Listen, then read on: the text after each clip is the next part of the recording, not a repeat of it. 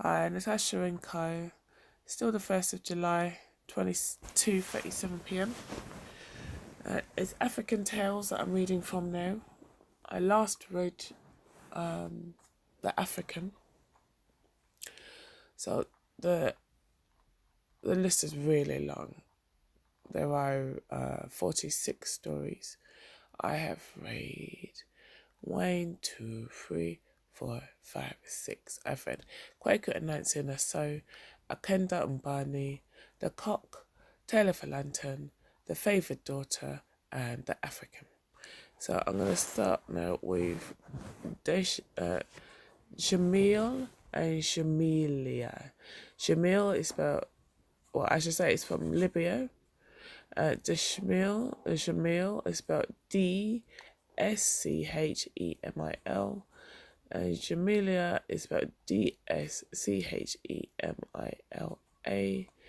And it says Berber, BRBR, and then Libya in brackets. Story reads, there was once a man whose name Shamil. That's what it says. Yeah, there was once a man whose name was Shamil, and he had a cousin who was called Jamilia. They had been betrothed by their parents when they were children, and now Shamil thought that the time had come for them to be married. He went 2 or 3 days' journey to the nearest big town to buy furniture for the new house. While he was away, Jamilia and her friends set off to the neighbouring woods to pick up sticks, and as she gathered them, she found an iron mortar lying on the ground. She placed it on her bundle of sticks, but the mortar would not stay still, and whenever she raised the bundle to put it on her shoulders, it slipped off sideways. At length, she saw that the only way to carry the mortar was to tie it in the very middle of her bundle, and she had just unfastened her sticks when she heard her companions' voices. Jamilia, what are you doing? It is almost dark, and if you mean to come with us, you must be quick. But Jamilia only replied, you had better go back without me, for I am not going to leave my mortar behind, if I stay here until midnight. Do as you like, said the young women, and started on their walk home. The night soon fell, and at the last ray of light, the mortar suddenly became an ogre, who threw Jamilia on her back and carried her off into a desert place, a whole month's distance from her hometown. Here he shut her into a castle and told her not to fear, as her life was safe. Then he went back to his wife, leaving Jamilia weeping over the fate that she had brought upon herself. Meanwhile, the other young women had reached home, and Jamilia's mother came out to look for her daughter. What have you done with her? She asked anxiously. We had to leave her in the wood, they replied, for she had picked up an iron mortar and could not manage to carry it. So the old woman set off at once for the forest, calling to her daughter as she hurried along. Do go home, cried the townspeople when they heard her. We will go and look for your daughter. You are only a woman, and this is a task that needs strong men. But she answered, yes, go. But I shall go with you. Perhaps it is only her corpse that we shall find after all. She has most likely been stung by asps, A-S-P-S. She has most likely been stung by asps or eaten by wild beasts. The men, seeing that her heart was bent on it, said no more. But they told one of the young women she must come with them and show them the place where they had left Jamilia. They found the bundle of wood lying where she had dropped it, but the young woman was nowhere to be seen. Jamilia, Jamilia, they cried, but nobody answered. If we make a fire, perhaps she will see it, said one of the men. And they lit a fire and then went, one this way and one that, through the forest to look for her, whispering to each other that if she had been killed by a lion, they would be sure to find some trace of it. Or if she had fallen asleep, the sound of their voices would waken her. Or if a snake had bitten her, they would at least come on her corpse. All night they searched, and when morning broke and they knew no more than before what had become of the young woman, they grew weary and said to the mother, It is no use. Let us go home. Nothing has happened to your daughter except that she has run away with a man. Yes, I will come, she said, but I must first look in the river. Perhaps someone has thrown her in there. But the young woman was not in the river. For 4 days, the mother and father waited and watched for the child to come back. Then they gave up hope and said to each other, "What is to be done? What are we to say to the man to whom Shamelia is betrothed? Let us kill a goat and bury its head in the grave, and when the man returns, we must tell him that Shamelia is dead." Very soon the bridegroom came back, bringing with him carpets and soft cushions for the house of his bride. And as he entered the town, Jamilia's father met him, saying, "Greetings to you, she is dead." At these words the young man broke into loud cries, and it was some time before he could speak. Then he turned to one in the crowd that had gathered around him and asked, "Where have they buried her?" "Come to the churchyard with me," he said. And the young man went with him, carrying some of the beautiful things he had brought. These he laid on the grass, and then he began to weep again. All day he stayed there, and at nightfall he gathered up his things and carried them to his own house. But when the day dawned, he took them in his arms and returned to the grave, where he remained as long as it was light, playing softly on his flute. And this he did daily for 6 months. One morning, a man who was wandering through the desert, having lost his way, came upon a lonely castle. The sun was very hot, and the man was very tired, so he said to himself, "I will rest a little in the shadow of this castle." He stretched himself out comfortably and was almost asleep when he heard a voice calling to him softly. "Are you a ghost?" the voice said. "Or a man?" He looked up and saw a young woman leaning out of a window, and he answered, "I am a man, and a better one too, than your father or your grandfather."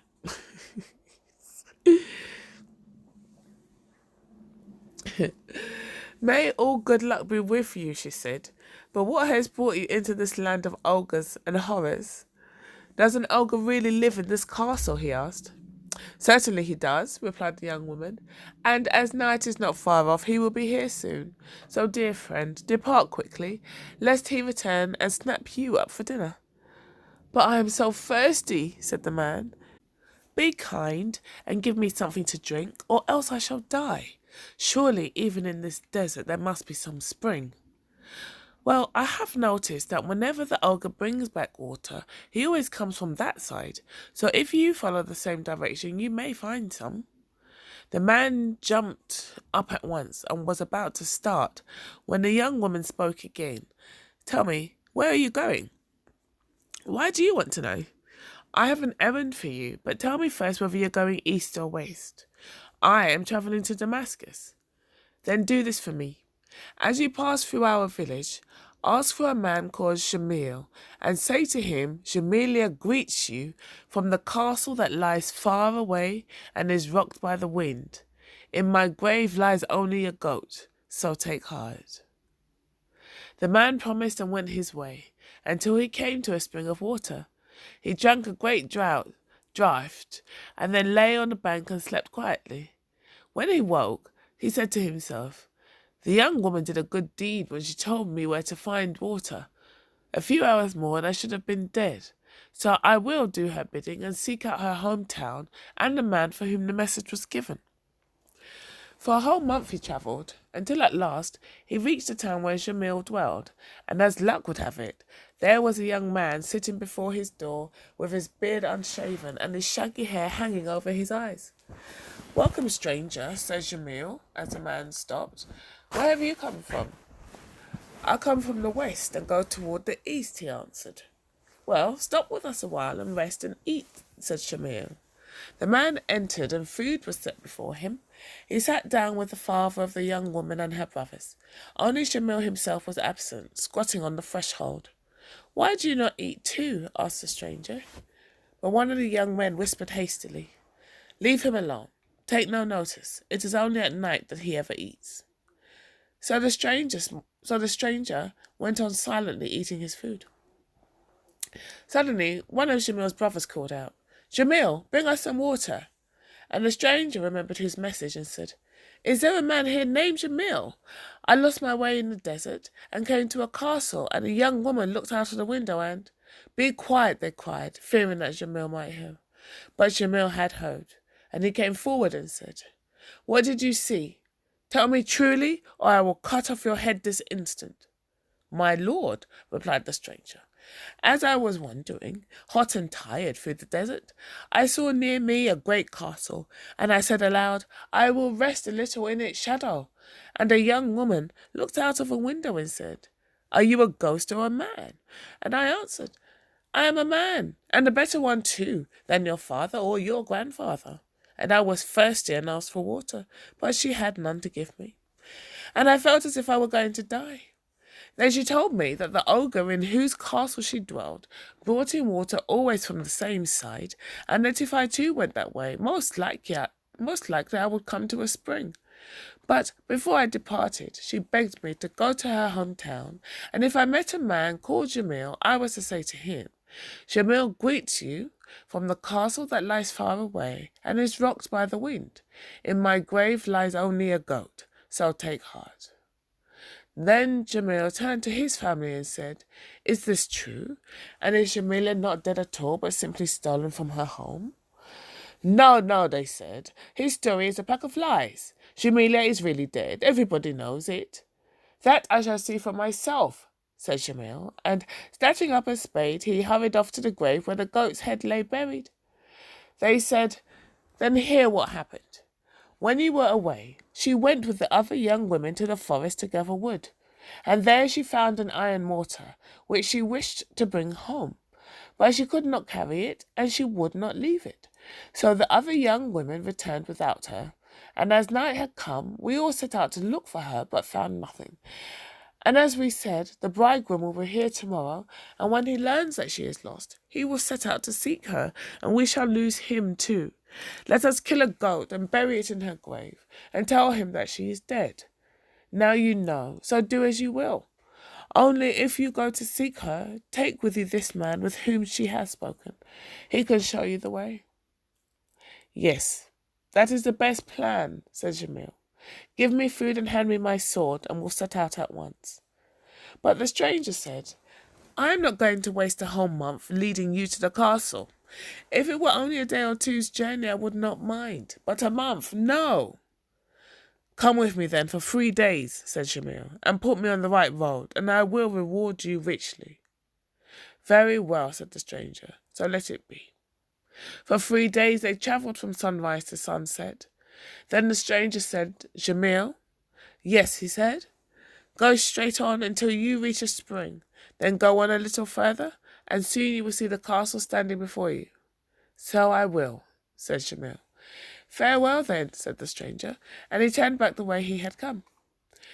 It was 26 days before Jamil caught sight of a green spot rising out of the sandy desert, and he knew that the spring was near at last.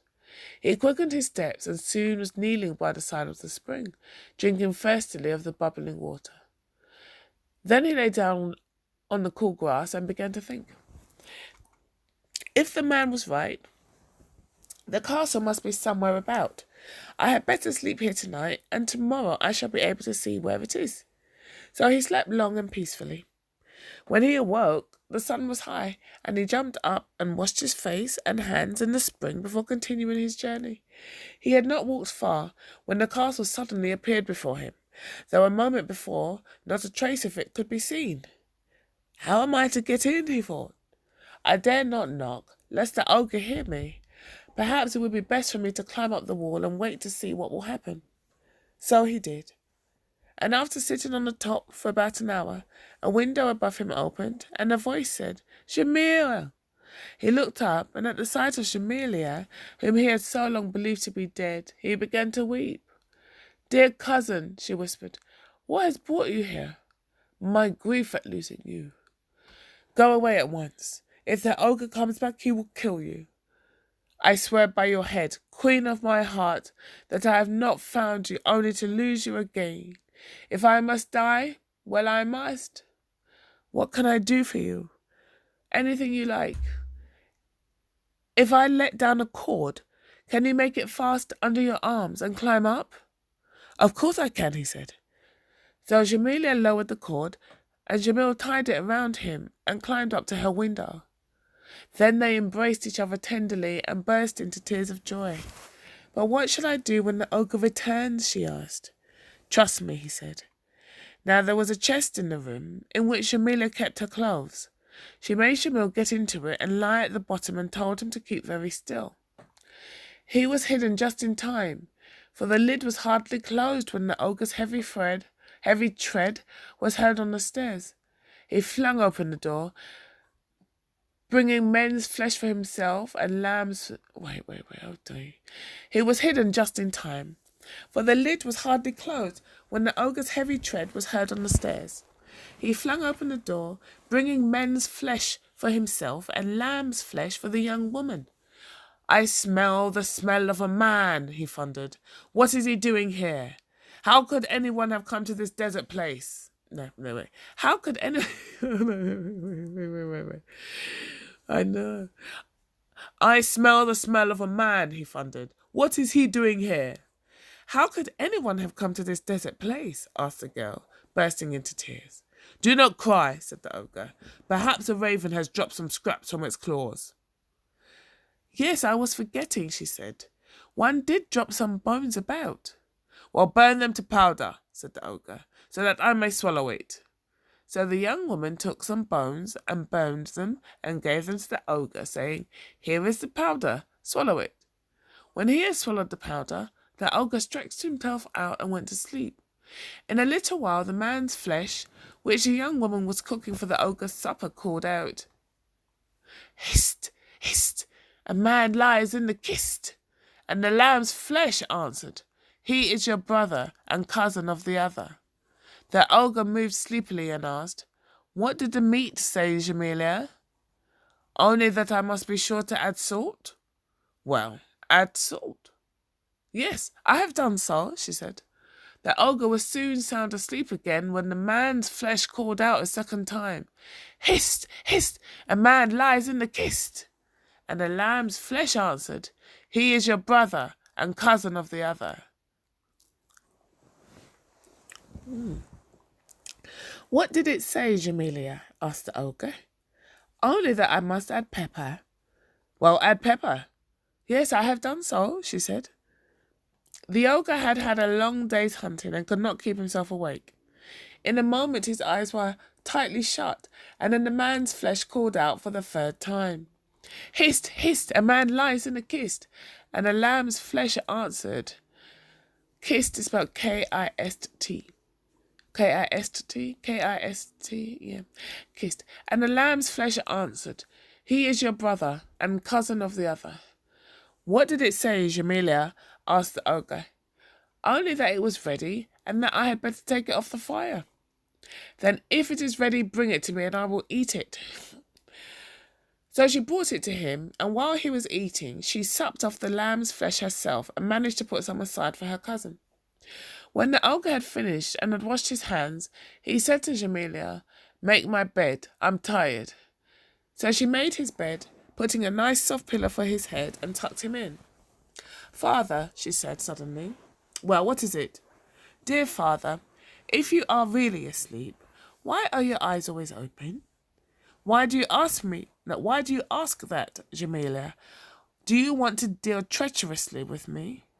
No, of course not, father. How could I? And what would be the use of it? Well, why do you want to know?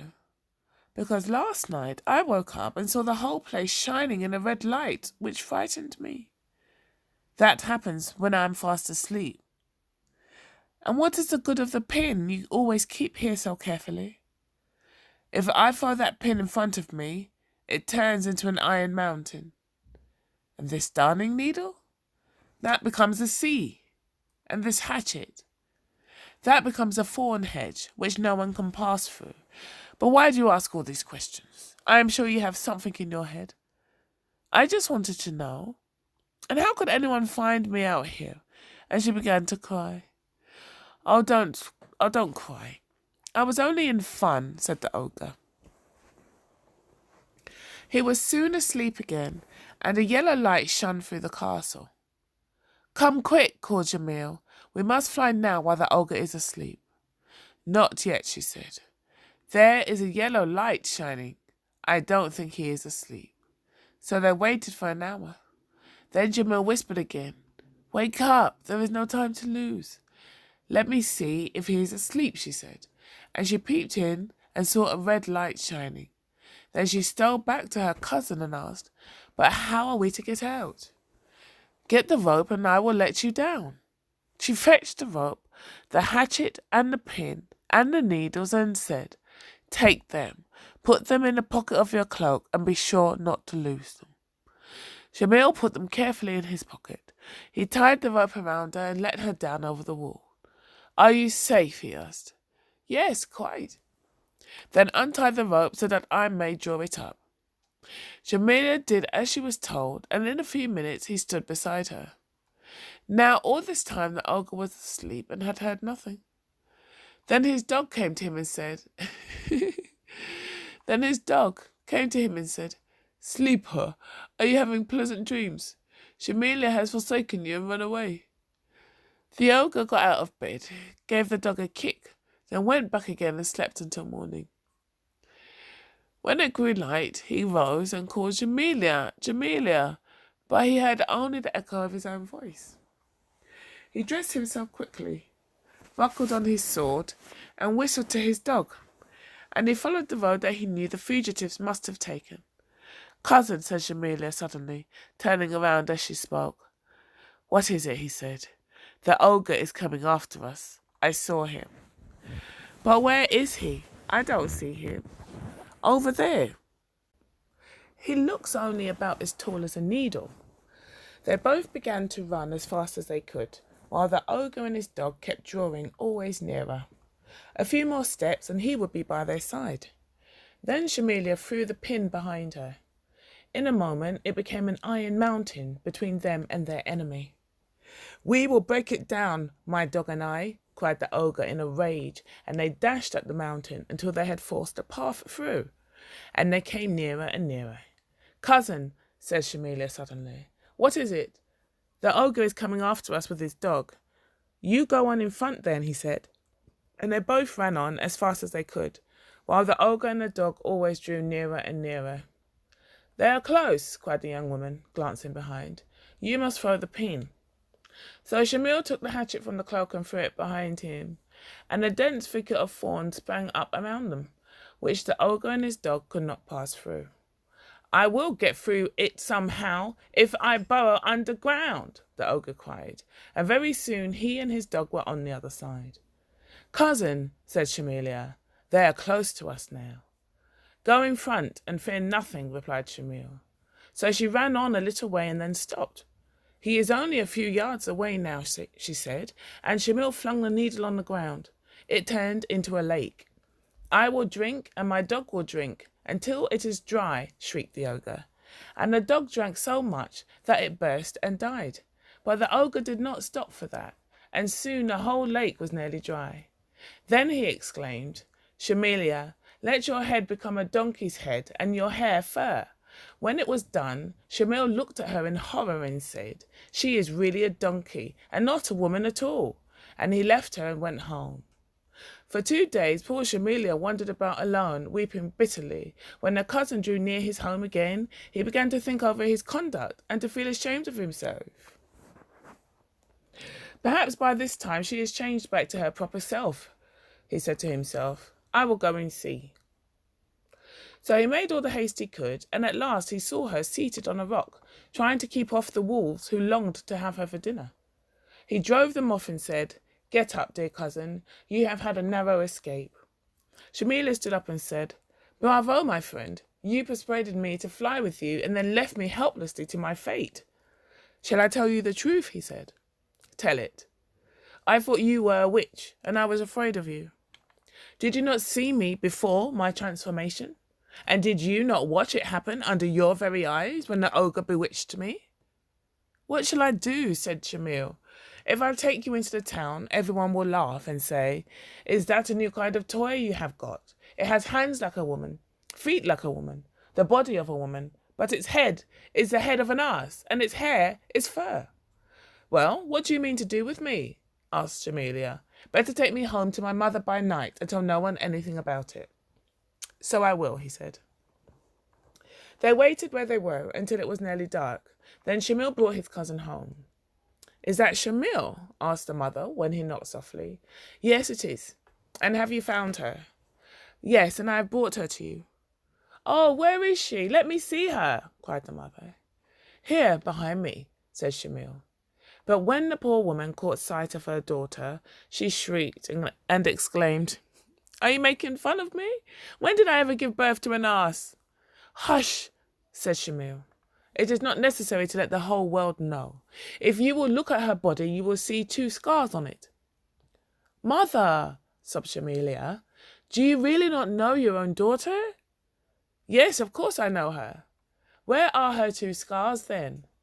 On her thigh is a scar from the bite of a dog, and on her breast is a mark of a burn where she pulled a lamp over her when she was little. Then look at me and see if I am not your daughter, said Shamelia, throwing off her clothes and showing her 2 scars. And at the sight, her mother embraced her, weeping. Dear daughter, she cried, what evil fate has befallen you? It was the ogre who carried me off first and then bewitched me, answered Shamelia. But what is to be done with you? Asked her mother. Hide me away and tell no one anything about me. And you, dear cousin, say nothing to the neighbours, and if they should put questions, you can answer that I have not yet been found. So I will, he said. Then he and her mother took her upstairs and hid her in a cupboard.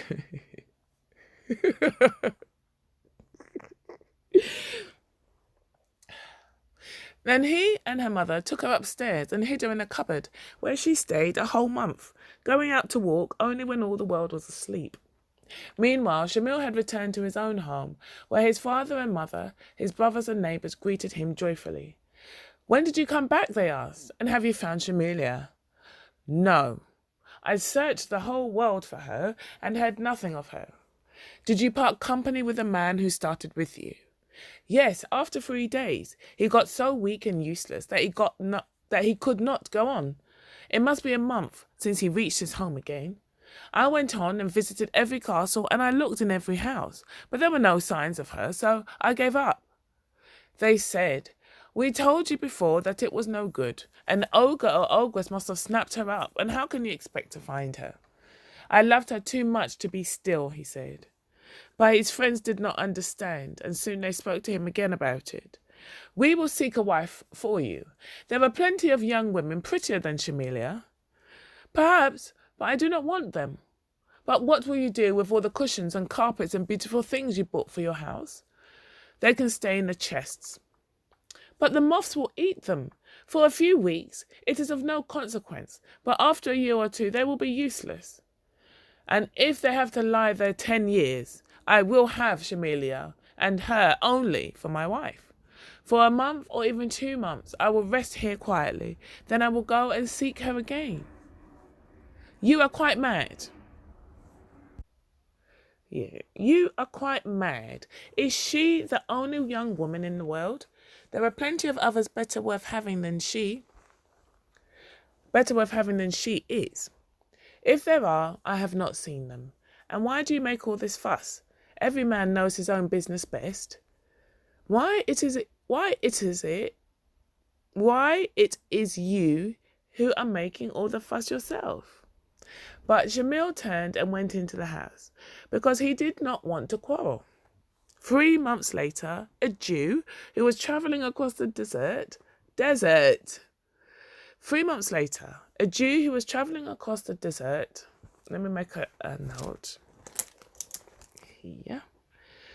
3 months later, a Jew who was travelling across the desert came to the castle and laid himself down under the well to rest. In the evening, the ogre saw him there and said, Jew, what are you doing here? Have you anything to sell? I have only some clothes, said the Jew, who was in mortal terror of the ogre. Oh, don't be afraid of me, said the ogre, laughing. I shall not eat you. Indeed, I mean to go a bit of the way with you myself. I am ready, gracious sir, replied the Jew, rising to his feet. Well, go straight on until you reach a town, and in that town you will find a young woman called Shamelia, and a young man called Shamil. Take this mirror and this comb with you, and say to Shemelia, your father, the ogre, greets you and begs you to look at your face in this mirror, and it will appear as it was before. And you should comb your hair with this comb, and it will be as formerly. If you do not carry out my orders, I will eat you the next time we meet. I will obey you punctually, cried the Jew. After 30 days, the Jew entered the gate of the town and sat down in the first street he came to, hungry, thirsty, and very tired. By chance, Shamil happened to pass by, and seeing a man sitting there, full in the glare of the sun, he stopped and said, Get up at once, Jew. You will have a sunstroke if you sit in such a place. Ah, good sir, replied the Jew. For a whole month I have been travelling, and I am too tired to move. Which way did you come? Asked Shamil. From out there, answered the Jew, pointing behind him. And you have been travelling for a month, you say? Well, did you see anything remarkable? Yes, good sir. I saw a castle and lay down to rest under its shadow.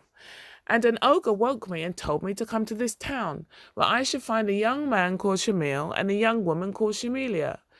My name is Shamil. What does the ogre want with me? He gave me some presents for Shemelia. How can I see her? Come with me, and you shall give them into her own hands. So the two went together to the house of Shemelia's uncle, and Shamil led the Jew into his aunt's room. Aunt, he said, this Jew who is with me has come from the ogre, and has brought with him as presents a mirror and a comb that the ogre has sent her. But it may be only some wicked trick on the part of the ogre, she said. I don't think so, said the young man. Give her the things. The young woman was called, and she came out of her hiding place. She went up to the Jew, saying, Where have you come from, Jew? From your father, the ogre. And what errand did he send you on?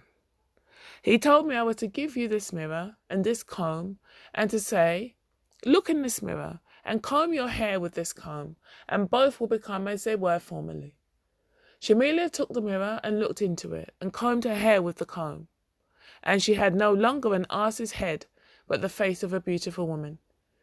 Great was the joy of both mother and cousin at this wonderful sight, and the news that Shemelia had returned soon spread, and the neighbours came flocking in with greetings. When did you come back? My cousin brought me, but he told us he could not find you. I did that on purpose, said Shamil. I did not want everyone to know. Then he turned to his father and his mother, his brothers and his sisters-in-law, and said, We must set to work at once, for the wedding will be today. A beautiful litter was prepared to carry the bride to her new home, but she shrank back, saying, I am afraid lest the ogre carry me off again. How can the ogre get at you when we are all here, they said. There are 2,000 of us altogether, and every man has his sword. He will manage it somehow, said Shemelia. He is a powerful king. She is right, said an old man. Take away the litter, and let her go on foot if she is afraid. But it is absurd, exclaimed the others. How can the ogre get hold of her? I will not go, said Shemelia. You do not know that monster. I do. While they were disputing, the bridegroom arrived.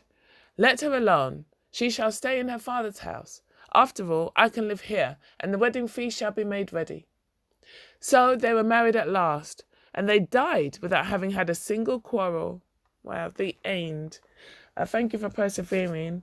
The voices with me, the K.O. of my N.K.O, were very triggered by the mention of Jew. That happens often. The mention of the word Jew or Jewish people triggers them a lot. So that's something for me to look into. So that's what I got tongue-tied a bit though. Thanks for listening.